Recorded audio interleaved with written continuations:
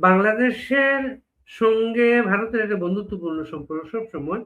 মুক্তিযুদ্ধের পরে বাংলাদেশের সঙ্গে ভারতের সম্পর্ক এই পর্যায়ে, আজকের পর্যায়ে যেটা পৌঁছেছে, এটা কখনোই ছিল না এবং কেউ প্রত্যাশাও করে নাই। এবং ভারত একটা ঠান্ডা মাথার দেশ। ভারতের চাণক্য কূটনীতিকে আমরা মনে করি খুব ধীরে সুস্থে, সহজে উত্তেজিত হবার কূটনীতি না।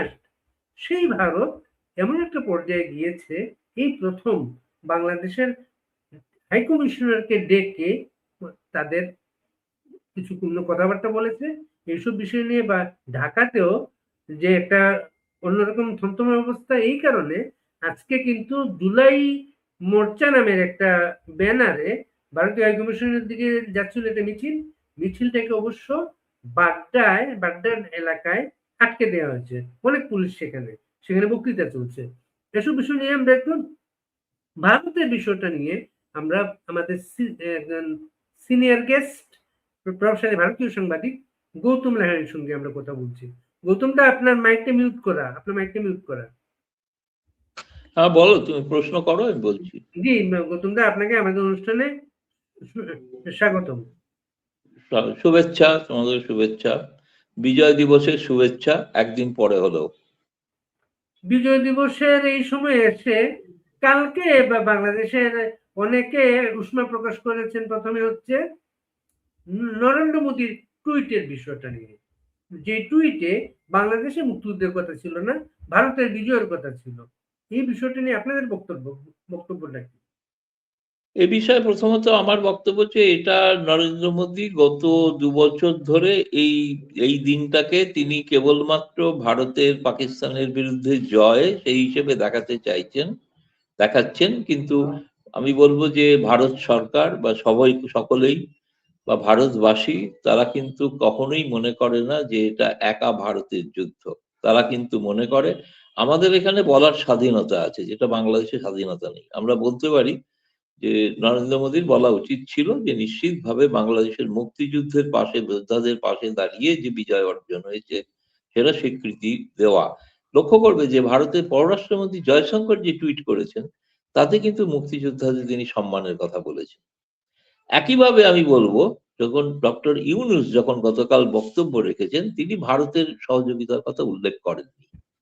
ফলে তার পক্ষ থেকেও এটা অত্যন্ত নিম্নমানের, নিম্ন রুচির পরিচয় দিয়েছেন। অথচ গতকাল দিল্লিতে দিল্লির বাংলাদেশ হাই কমিশনে যে অনুষ্ঠান হয়েছে, যেখানে আমি উপস্থিত ছিলাম, সেখানে কিন্তু হাই কমিশনার রিয়াজ আহমেদুল্লাহ ভারতীয় 16,000 সৈন্যের যে প্রাণহানি, তার রক্তের বিনিময়ে স্বাধীনতা অর্জন হয়েছে দুদেশের যোদ্ধাদের, সেটা তিনি স্বীকার করেছেন।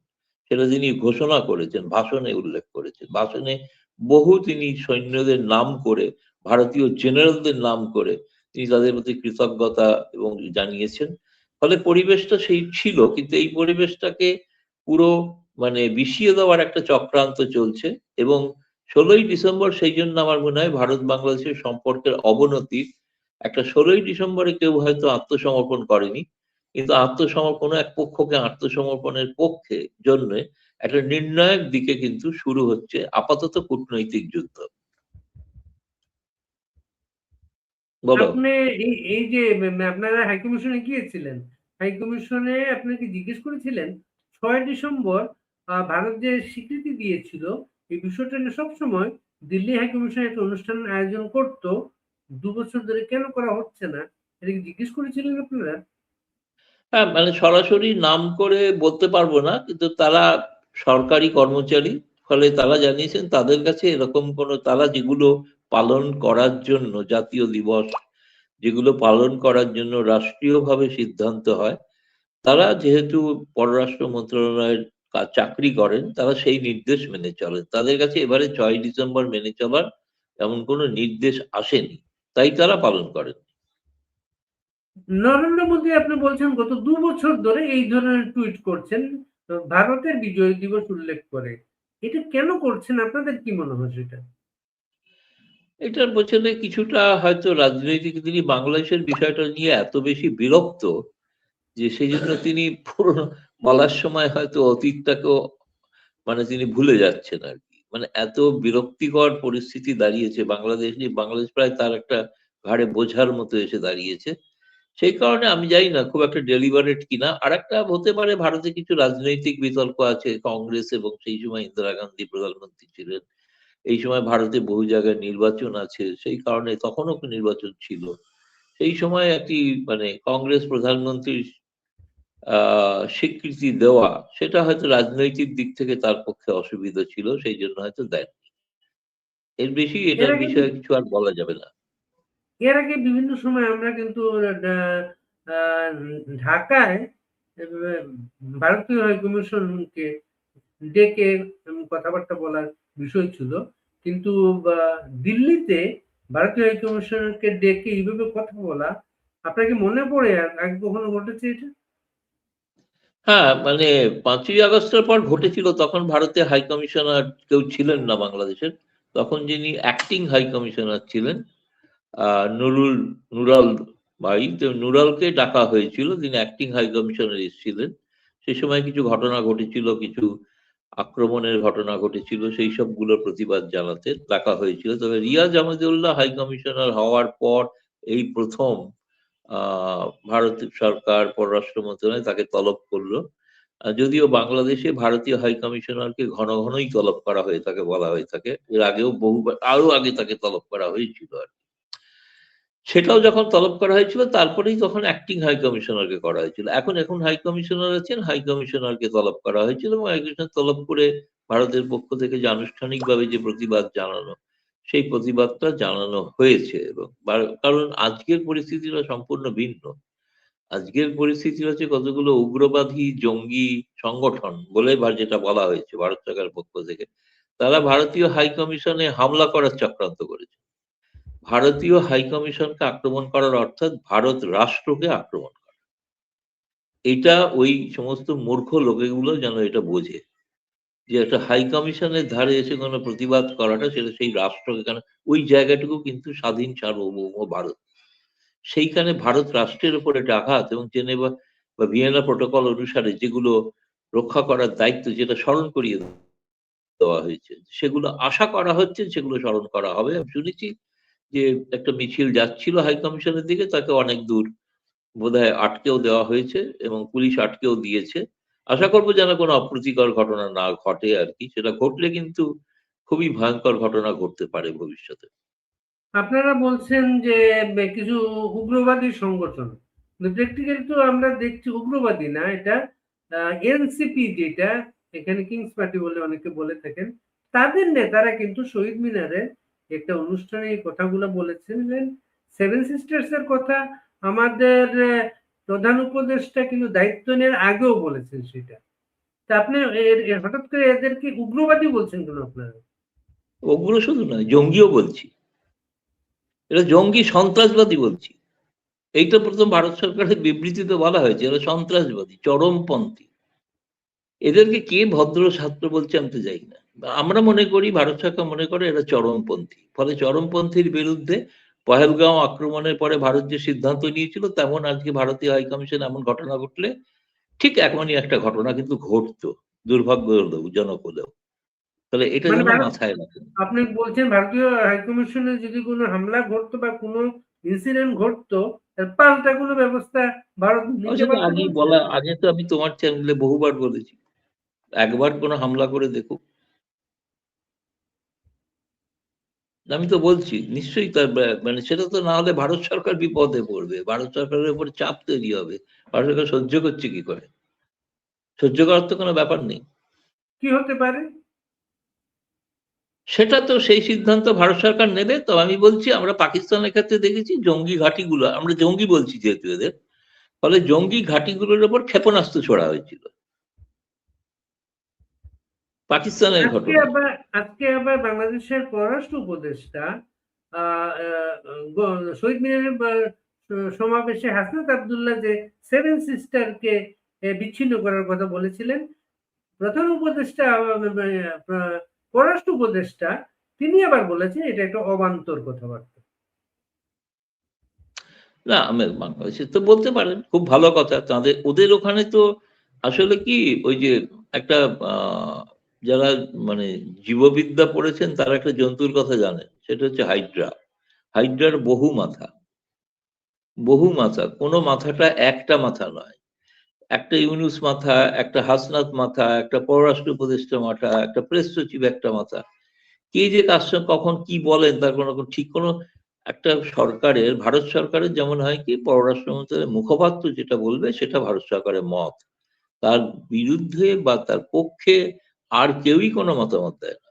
কিন্তু ওখানে বাংলাদেশের ক্ষেত্রে বহু মতবাদের লোক, বহু সকলেই তারা ওখানে রবীন্দ্রনাথের সেই সবাই রাজার মতো আর কি, সেখানে সবাই রাজা, কেউ প্রজা নেই আর। তো ফলে তারা সকলেই কোনো নিয়ম কানুন তো মানেন না, এটা প্রথম কথা, একটা অবৈধ সরকার, তার নিয়ম কানুন নেই।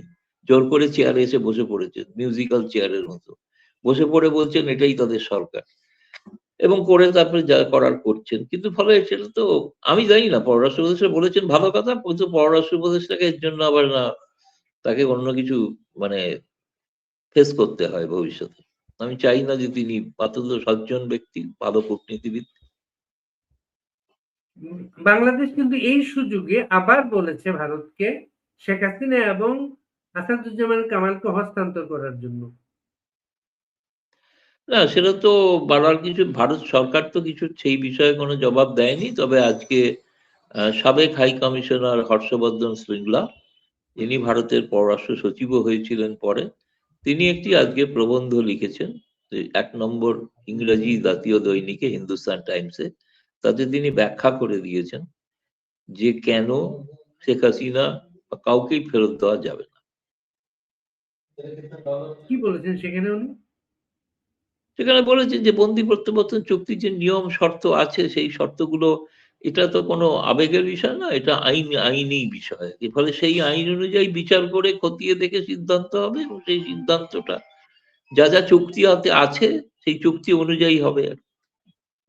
আর ওরা তো ভারত বন্দী না, বন্দি বিনিময় চুক্তি আছে। না সে তো ওরা তো বটেই, সেটা তিনি লেখেননি। তিনি বলেছেন প্রথম কথা, তারপরে এটাও বলেছেন যে আমাদের দীর্ঘকালের পরীক্ষিত বন্ধু, তাকে বিপদে আমরা ফেলতে পারি না।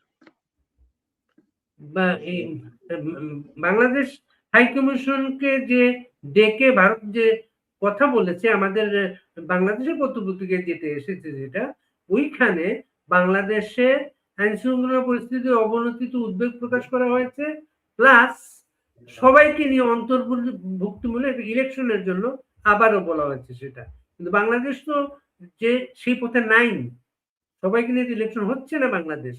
এই ইলেকশনটাকে সেটা ভারত সেটা বলা হয়, সেটা ওই স্টেটমেন্টে বলা আছে যে ক্রেডিবল ইলেকশন, মানে যেটা বিশ্বাসযোগ্য নির্বাচন যাতে হয়। তার মানে সেটা বাদ দিয়ে হলে বিশ্বাসযোগ্য নির্বাচন হবে না, সেটাই তার অর্থ। এবং তাতে বলা হয়েছে যে এক ব্যক্তি যার একটি ওপর আক্রমণ হয়েছে, আর তিনি সুস্থ হয়ে উঠুন কামনা করি, কিন্তু তার ঘটনা নিয়ে বাংলাদেশ সরকার এখনো পর্যন্ত কোনো তদন্তই করলো না। অথচ বলে দেওয়া হলো এর সঙ্গে নেপথ্যে ভারত জড়িত আছে এবং ভারতে সে আশ্রয় পাচ্ছে, এবং বাংলাদেশ সরকার কোনো ইন্টেলিজেন্স ইনপুটও ভারতকে দেয়নি, না দিয়ে এই ধরনের কতগুলো লাগাতার অসত্য কথা বলে যাচ্ছে। আমার যেটা মনে হয়েছে, সোজা কথা ফজলুল বলি, এরা করতে চাইছে কি এমন একটা প্রভোগ করে সিচুয়েশন করতে চাইছে যাতে নির্বাচনটা না হয়। এরা নির্বাচন পেছনের অজুহাত খুঁজছে, এবং সেই কারণেই এই সমস্ত নানা ধরনের প্ররোচনামূলক কাণ্ড যে ঘটছে। আজকে ভারতীয় হাই কমিশনে গিয়ে যদি হামলা করা হয়, তাহলে জানে তারা যে ভারত কি করবে, কি ধরনের প্রতিক্রিয়া দেবে, তাহলে তখন তখন বলা হবে এই অবস্থাতে নির্বাচন হয় না। জামায়াত এবং এনসিপি ওই যাত্রা, তারা নির্বাচন চাইছে কিনা আমাদের সন্দেহ আছে। বিএনপি ছাড়া আর অনেকেই নির্বাচন চাইছে। হাদি বলে যে ইয়াং একজন লোক, যাকে ভারত বিরোধী রাজনীতির তরুণ একটা আইকন মনে করে, তার উপর গুলির ঘটনার পরে যারা গুলি করেছে মনে করা হচ্ছে, অভিযোগ হচ্ছে তারা ভারতে আশ্রয় পেয়েছে। এটা নিয়ে এলো আপনাদের কি তাদের কি বক্তব্য? বর্ডারে বিজেপি কি করছিল? বিজেপি কি ঘুষ খেয়ে তাদের পাঠিয়ে দিয়েছে? একটা সীমান্ত আছে তো, তো সীমান্ত দিয়ে এলো কি করে? বর্ডার গার্ড কি করছিল? ইয়াবা খেয়ে শুয়েছিল নাকি? আর তার সীমান্ত দিয়ে পেরিয়ে আসছে, আর সীমান্ত রক্ষীর কোনো কাজ না। আজকে বাংলাদেশের কাগজে খবর আছে 80% সীমান্তের বেড়া হয়ে গেছে। আজকে বাংলাদেশের কাগজেই খবর আছে। তো 20% যে বেড়া নেই সেখানেও তো প্রহরা আছে। তো বিজেপি যদি সাহায্য না করে, সুতরাং যদি কেউ সাহায্য করে থাকে ভারতে আমি বলছি না যে ভারতে পালিয়েছে, যদি পালিয়ে থাকে তাহলে এর সঙ্গে বিজেপি জড়িত। সুতরাং বিজেপির মহানির্দেশক তাকে শোকজ করা উচিত। এখন কি করে ভারতে গেল? ডিসেম্বর মাস আমাদের বিজয়ের মাস। এই মাসটায় আমাদের অনেক কৃতজ্ঞতা ভারতের প্রতি মুক্তিযুদ্ধকালীন আমাদের যে সহযোগিতার জন্য। সেই মাসে ভারত বাংলাদেশের হাইকমিশনকে ডেকে যে ক্ষোভ প্রকাশ করছে, যেটা এটা নিয়ে ভারতীয় মিডিয়া কিভাবে বিষয়টা প্রচার করছে? ভারতীয় মিডিয়া প্রচার করছে যা করা হয়েছে, যা ঘটনা করা হয়েছে, এবং ভারতের মিডিয়া তো বাংলাদেশের বর্তমান পরিস্থিতি সম্পর্কে রিপোর্ট করছেই নিয়মিত। সেখানে যে একটা অরাজক পরিস্থিতি এবং সেখানকার যেটা রয়েছে আজকে হর্ষবর্ধন সিংলার লেখায়, যে বেকারিত্ব কিভাবে 5ই আগস্টের পর বেড়ে গেছে, কিভাবে অর্থনীতি মুখ থুবড়ে পড়েছে, সমস্তটাই তার লেখায় আছে। ওই লেখাটি অবশ্য পাঠ্য সকলের জন্য। এবং তুমি যে নির্বাচনে সকলের অংশগ্রহণমূলক কথা বললে, কালকে আমি দেখেছি প্রথম আলোয় প্রথম পাতায় রেহান শোভান চৌধুরীর একটা সাক্ষাৎকার। তাতে তিনি কিন্তু ইউনূসের একজন বড় সমর্থক এবং তিনি প্রথম কিন্তু ইউনূসকে আনতে চেয়েছিলেন রাজনীতিতে। তিনি কিন্তু কালকে বলেছেন যে আওয়ামী লীগকে বাদ দিয়ে নির্বাচন করাটা এই ইউনূসের পক্ষে চ্যালেঞ্জ হয়ে দাঁড়াবে। ফলে তিনি প্রকারান্তরে ইঙ্গিত করেছেন যে একটা উপায় বের করা দরকার কিভাবে আওয়ামী লীগকে নির্বাচনে আনা যায়। এটা আপনার তার কি মনে হয় আজকে হাইকমিশনের দিকে মিছিলটা পৌঁছতে পারে নাই? এই যে বাংলাদেশ সরকারের তো একটা সদিচ্ছা যাতে কেউ হামলা করতে না পারে, এটা কি পরিস্থিতিকে কুল ডাউন করতে পারে? এটা দেখা যাক। বাংলাদেশের পরিস্থিতি একদিনে তো কোনো ঘটনা শেষ হয় না। এটা তো আজকের জন্য ঠিক আছে, আজকে তাকে সকালে ডেকে এই জন্যই তো হাইকমিশনারকে কার্যত প্রকারান্তরে হুমকি দেওয়া হয়েছিল যে ভিয়েনা কনভেনশন অনুসারে হাইকমিশনকে রক্ষা করা আপনাদের দায়িত্ব এবং আমরা আশা করব আপনারা সেটা পালন করবেন। ধরা যাক পালন করতে পারলো না, তো তখন যে প্রতিক্রিয়া হতো সেই প্রতিক্রিয়া হতো। প্রধান উপদেষ্টা 16 ডিসেম্বরের বক্তৃতায় ভারতের নাম উল্লেখ না করে বলেছেন যে আওয়ামী লীগ ইলেকশনের আগে একটা পরিস্থিতি তৈরি করার চেষ্টা করছে ফিরে আসার জন্য, কারণ তারা মনে করছে ইলেকশন হয়ে গেলে তাদের আশ্রয় নিয়ে সমস্যা হতে পারে। ভারতের নাম উল্লেখ করেন নাই। আপনারা কি মনে করেন বিষয়টা? এটা হচ্ছে ইউনূস এবং আওয়ামী লীগের মধ্যে বিষয়। এটা আমরা ভারতীয়রা কিছু জানি না। উনি আমাদের সিদ্ধান্ত হচ্ছে উনি যতদিন থাকতে চাইবেন ততদিন থাকবেন, আমাদের পররাষ্ট্রমন্ত্রী বলেছেন প্রকাশ্যে। এখন ইউনূসের কি মতবাদ ওনার সম্পর্কে এই ব্যাপারে জবাব কেউ আওয়ামী লীগের মুখপাত্র দিলে ভালো হয়। এটা তো আমি বলতে পারবো না, আমি তো আওয়ামী লীগের কেউ নেই। এই পরিস্থিতিতে কি শেখ হাসিনাকে ফেরত দেওয়ার ব্যাপারে কোনো চাপ তৈরি করতে পারে? কোন পরিস্থিতি? এই যে মানে দিল্লি ঢাকার সম্পর্কের হ্যাঁ, অবনতি। সে তো আমি জানি। আমাদের সিদ্ধান্ত হচ্ছে সেই সিদ্ধান্তে কোনো পরিবর্তন হয়নি যে ভারত ফেরত দেবে না। এটা তো সিদ্ধান্ত পররাষ্ট্রমন্ত্রী ঘোষণা করে দিয়েছেন। এখন কি বাংলাদেশ চায় প্রধানমন্ত্রী নরেন্দ্র মোদীর মুখ থেকে? দরকার হলে তিনিও কোনো এক সময় বলে দেবেন। আপনাকে অনেক ধন্যবাদ গৌতম লাহিড়ী, আমাদের ধন্যবাদ। এই যে জরুরি সময় আমাদের সময় দেওয়ার জন্য অনেক ধন্যবাদ। ভালো থাকবেন। Thank you.